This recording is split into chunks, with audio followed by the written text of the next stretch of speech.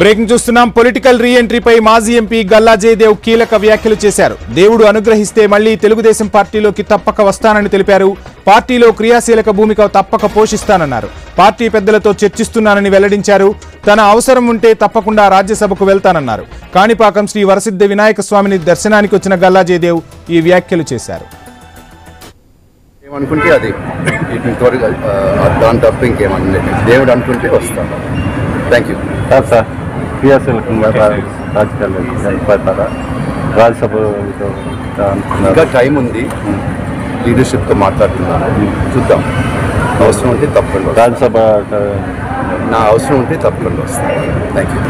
దేవుడు ఏమనుకుంటే అది దాని తప్ప ఇంకేమన్నా దేవుడు అనుకుంటే వస్తాను. Thank you sir. క్రియాశీలకంగా రాజకీయాలు రాజ్యసభ ఇంకా టైం ఉంది. లీడర్షిప్తో మాట్లాడుతున్నాను, చూద్దాం.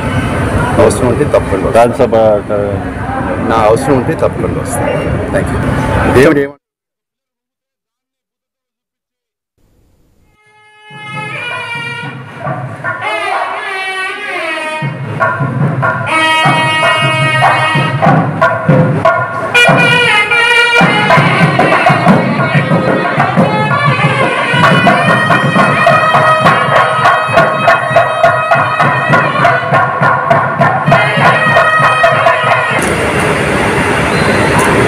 సార్.